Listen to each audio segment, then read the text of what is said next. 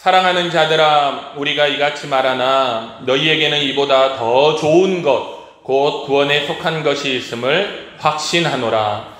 하나님은 불의하지 아니하사 너희 행위와 그의 이름을 위하여 나타낸 사랑으로 이미 성도를 섬긴 것과 이제도 섬기고 있는 것을 잊어버리지 아니하시느니라.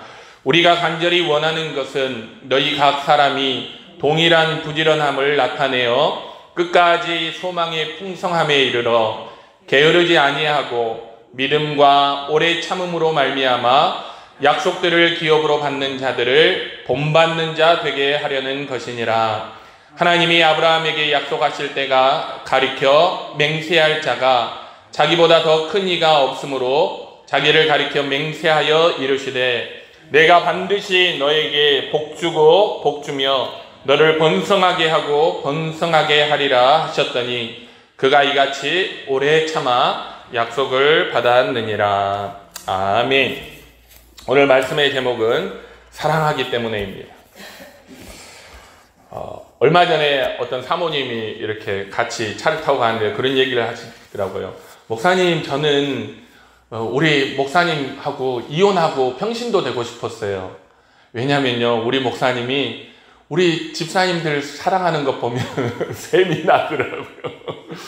네? 집사님들이 차에서 내리면 목사님이 내려가지고 차 문도 열어주고 차에서 타면 차도 다 태워주고 하는데 제가 내릴 때는 알아서 내려.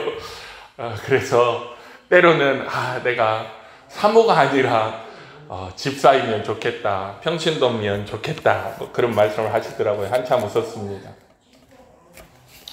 제가 주일학교 때 우리 주일학교를 담당하는 목사일 때 그랬어요.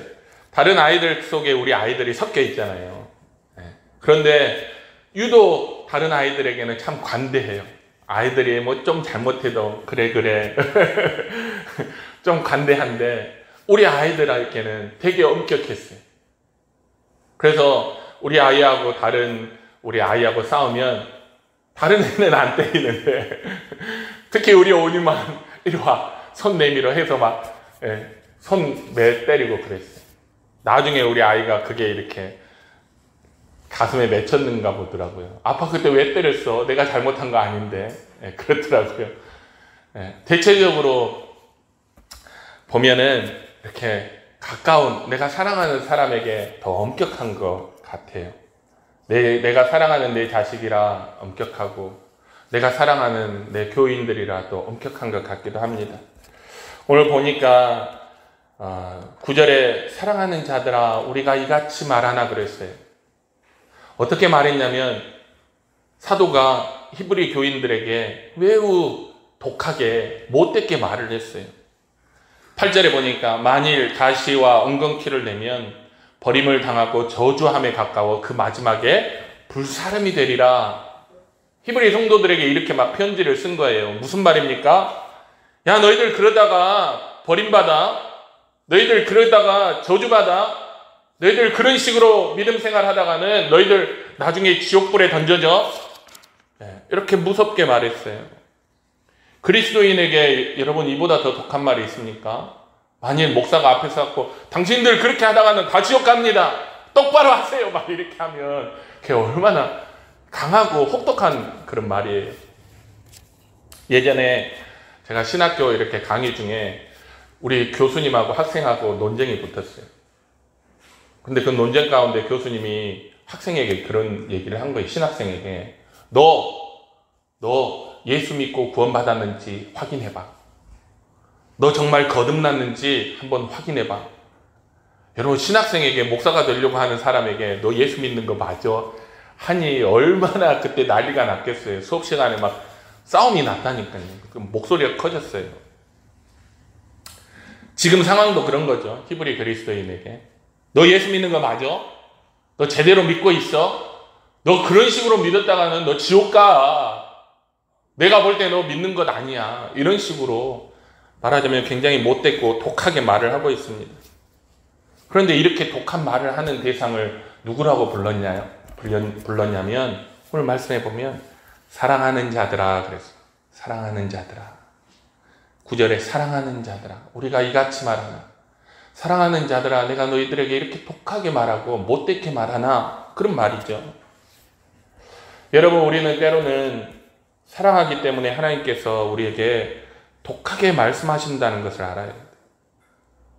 하나님께서 사랑하시기 때문에 우리의 작은 허물과 잘못해도 하나님께서 아픈 매를 때린다는 것을 알아야 됩니다.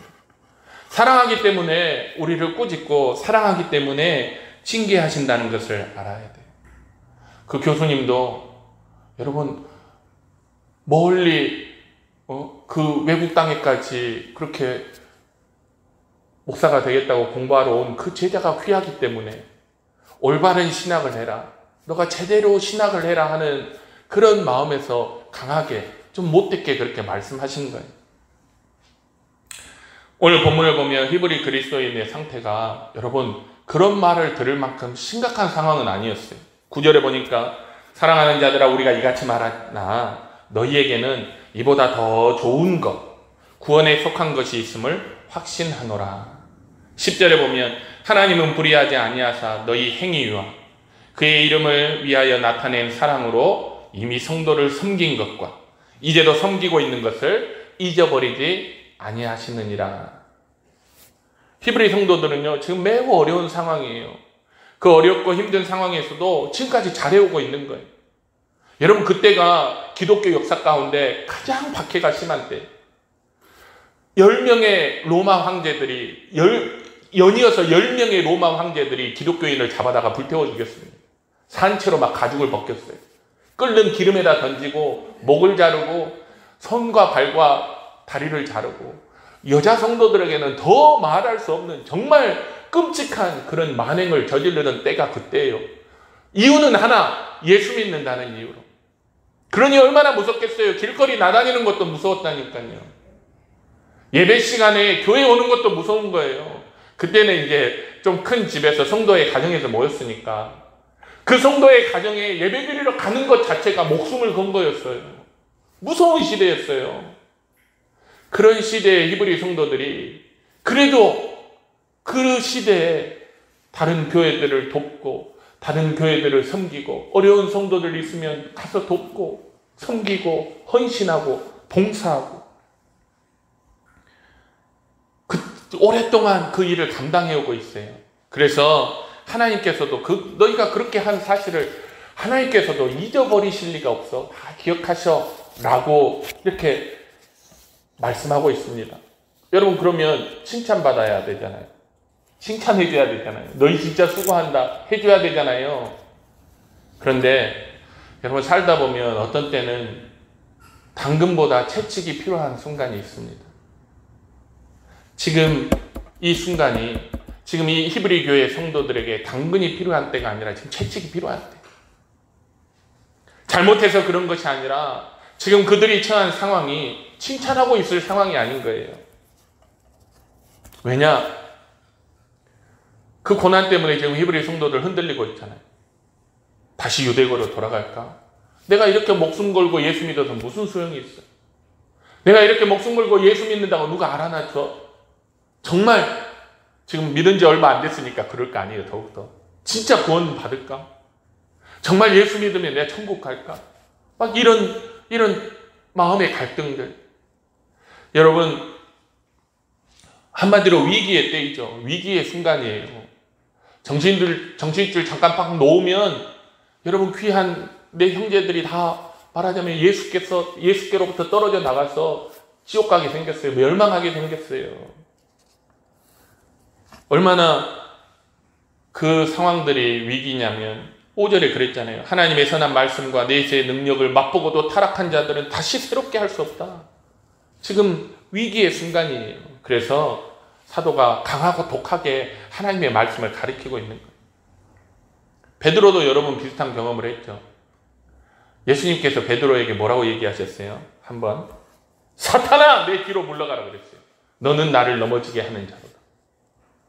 얼마나 예수님이 베드로를 사랑해요. 수제자예요.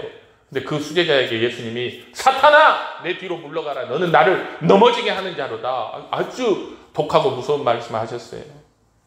바로 그 전에 무슨 일이 있었냐면 사람들이 나를 누구라고 하느냐 그랬더니 베드로가 주는 그리스도시요 하나님의 아들이시니이다 하니까 예수님이 야, 너 대단하다. 그러나 그 고백은 하늘로부터 온 것이다 하면서 막 베드로를 칭찬하던 때 아닙니까? 그러나 그 바로 뒤이어서 하나님께서 베드로에게 사탄아 내 뒤로 물러가라. 예수님께서 그렇게 말씀하셨어요. 왜냐? 그 순간 그때가 바로 사탄이 지금 밀 까부르듯이 베드로를 까부르려고, 베드로를 그냥 넘어뜨리려고 벼르고 있던 때, 그래서 베드로의 작은 실수에도 예수님께서 그렇게 혹독하게 꾸짖으셨던 것이지요. 우리에게도 마찬가지입니다. 어떤 때는 이 강단을 통해서 하나님께서 매우 독한 말을 혹독하게 여러분을 책망하실 때도 있어요. 우리 목사님 왜 그러실까? 제가 그러는 게 아니라 하나님께서 어떤 때는 독한 말로 아주 강하게 마음을 찌르는 말로 우리를 책망하시고 질책하실 때가 있어요. 그럴 때 우리는 아이고 서운해라. 목사님이 우리를 몰라주네. 하나님 내가 얼마나 열심히 해야 하는데 이렇게 서운해할 때가 아니에요. 왜냐? 그때가 바로 위기의 때이기 때문입니다. 그때가 지금 시험이 다가오고 있는 때예요. 그때가 지금 뭔가가 우리의 믿음을 공격하기 직전인 그런 순간이, 위험한 순간인 거예요. 그래서 주님께서 때로는 계시록에 나오는 7교회에, 여러분 계시록에 나오는 7교회에 주님께서 부드럽게 말한 교회가 별로 없어요. 2교회 빼곤 나머지는 다 내가 촛대를 옮기리라, 정신 차려라, 내가 너 토하여 내버리리라 아주 강하게 말씀하셨어요. 왜냐?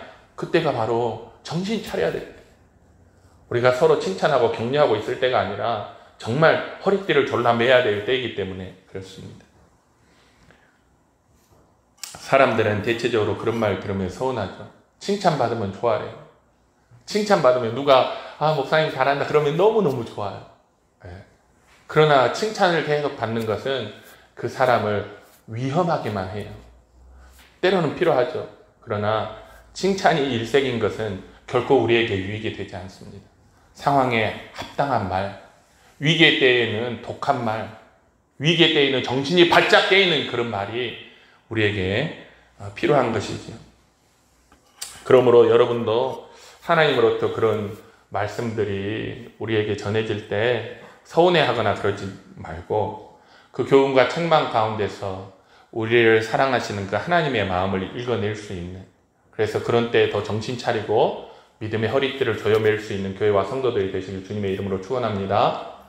이렇게 독한 말을 한 이유가 2가지가 있어요. 오늘 보니까 첫 번째는 너희 부지런해야겠다 그거예요. 너희 부지런해야겠다. 11절에 보면 우리가 간절히 원하는 것은 너희 각 사람이 동일한 부지런함을 나타내어 끝까지 소망의 풍성함에 이르라 그랬어요. 동일한 부지런함을 나타내라. 무슨 말입니까? 히브리 교회를 보니까 열심히 하는 사람은 열심히 해요. 그런데 어떤 사람은 게을러서 신앙생활을 너무 게을리 하는 거예요. 누가 게을리 할까요?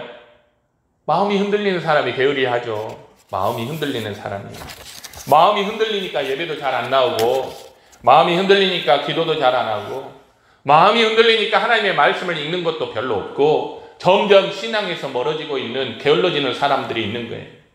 그런 사람에게 아주 독하게 너희 부지런해라, 열심을 좀 내라, 이렇게 얘기하는 거예요. 너희 게을르게 그렇게 앉아있지 말고 똑같은 상황 가운데서도 동일한 상황에 있지만 열심으로 하는 저 성도를 본받아서 너희도 저들처럼 똑같이 열심을 좀 내라, 이렇게 얘기하는 것입니다.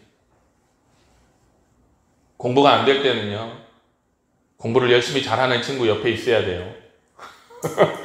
노는 친구 옆에 있으면 공부 안 하고 늘 놀게 돼요. 진짜로. 예?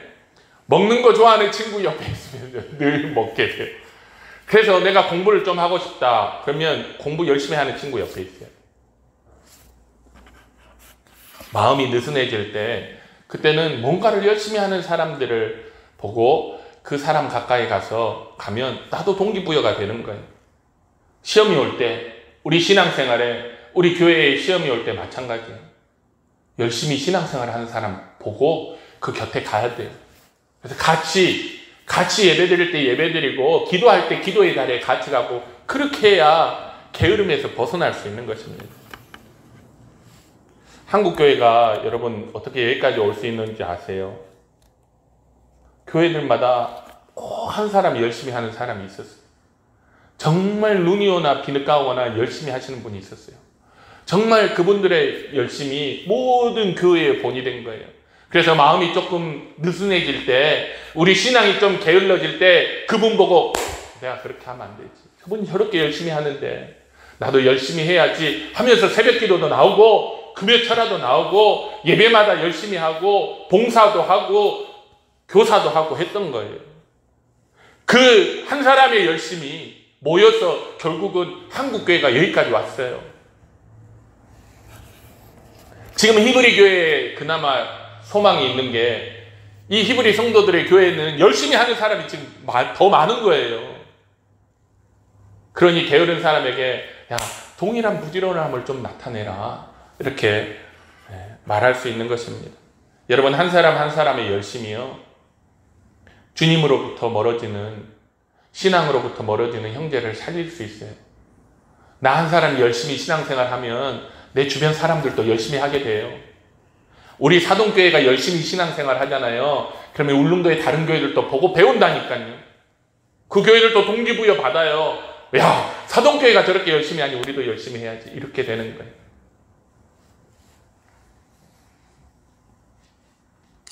말이 그렇지 사실 신앙생활 열심히 내기가 어렵죠. 요즘 같은 세상에 신경 쓸 일이 얼마나 많습니까?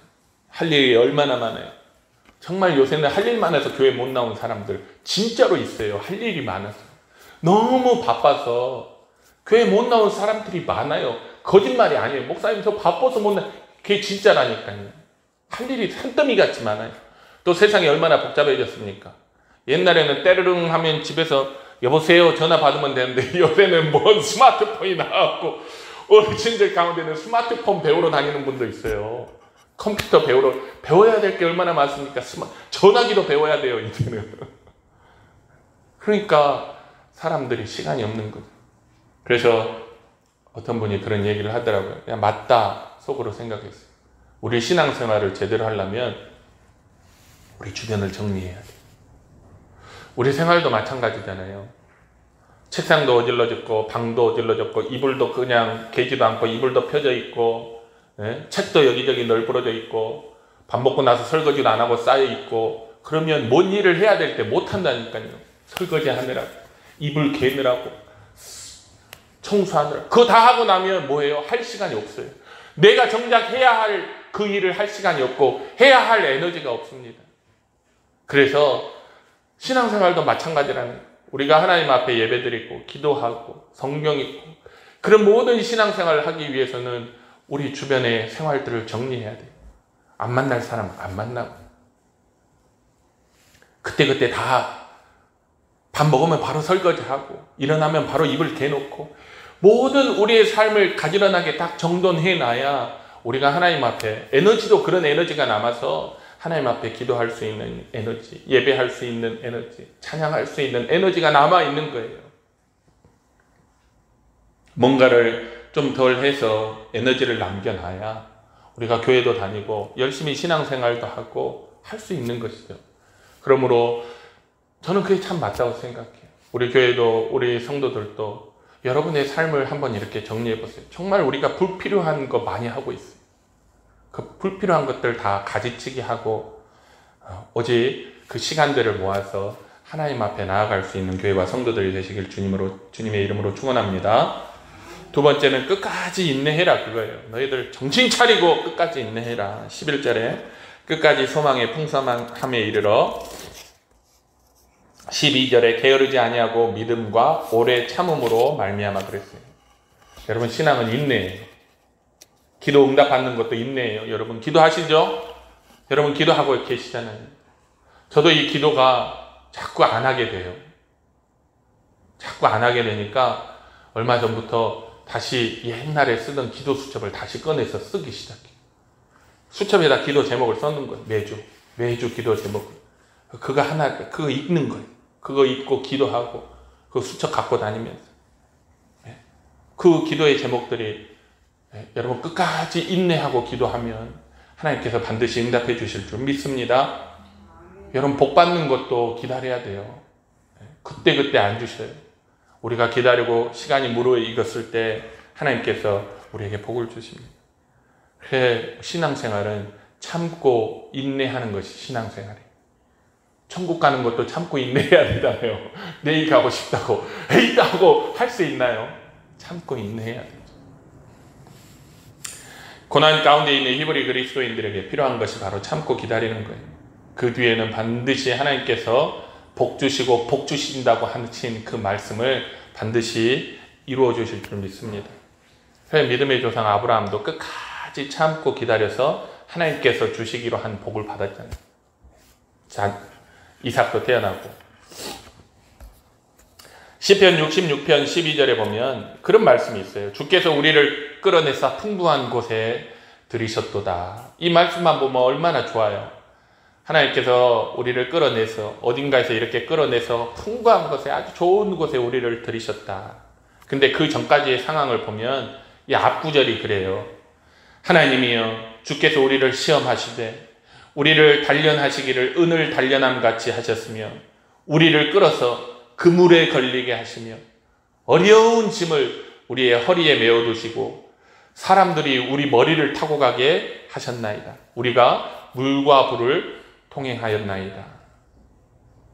물과 불을 다 통행하고 나서 힘들고 어려운 그물에 걸리기도 하고 어려운 짐이 우리 허리에 주렁주렁 매달려 있는 그런 순간들을 끝까지 인내하고 기다렸더니 어떻습니까? 마침내 우리를 끌어내어서 그 고난과 역경 가운데서 끌어내어서 풍부한 곳에 이르게 하셨나이다. 이것이 우리가 고난과 역경 중에서도 참고 기다려야 할 이유예요. 여러분, 고난 중에 포기하면 고난 말고 얻는 게 뭐가 있습니까? 아무것도 없죠. 우리가 끝까지 기다려야 물과 불을 통과해야 하나님께서 우리에게 약속하신 복이 우리 삶에 주어지는 것입니다. 우리 사랑하는 산업교회 성도들, 참 믿음을 지키기 어려운 시대에 믿음을 붙들고 살아가고 있어서 정말 여러분이 얼마나 귀하고 소중한지 모릅니다. 어렵고 힘든 순간이 있지만 그런 때에도 끝까지 참고 기다려서 하나님이 약속한 그 유업을 물려받는 귀한 교회와 성도들이 되시길 주님의 이름으로 축원합니다. 마지막 때예요. 끝까지 견디는 자는 구원을 받으리라 하신 주님의 말씀이 우리 교회와 성도들의 마음을 울리고 귀를 울려서 어떤 상황에서도 어떤 어려움 가운데서도 끝까지 믿음을 지켜나갈 수 있는 우리 성도들 다 되시길 주님의 이름으로 축원합니다. 기도하겠습니다. 사랑과 은혜가 충만하신 아버지 하나님 감사합니다. 우리를 사랑하시기 때문에 때로는 우리에게 독한 말, 혹독한 징계와 또 책망도 있으시고 또 때로는 우리에게 회초를 드시는 그 하나님의 그 모든 것이 우리를 사랑하시기 때문에 우리의 영혼을 구원하여서 영생의 복락을 누리게 하시려는 하나님의 사랑이라는 것을 하나님 말씀을 통해서 깨닫습니다. 하나님 비록 잘하고 있으나 그러나 그 잘함 가운데에서도 우리가 바르게 돌이켜야 할 것들이 우리 삶에 많이 있습니다. 주여 그때마다 우리를 그냥 놔두지 마시고 책망하시고 꾸짖어 주셔서 우리가 항상 바른 믿음의 길에 들어설 수 있도록 끝까지 마음이 나태해지지 아니하고 주님의 뒤를 따라갈 수 있는 끝까지 인내하고 참아서 마침내 구원받는 귀한 교회와 성도들이 다 될 수 있도록 주님 축복하여 주시옵소서. 감사드리며 예수님의 이름으로 기도드립니다.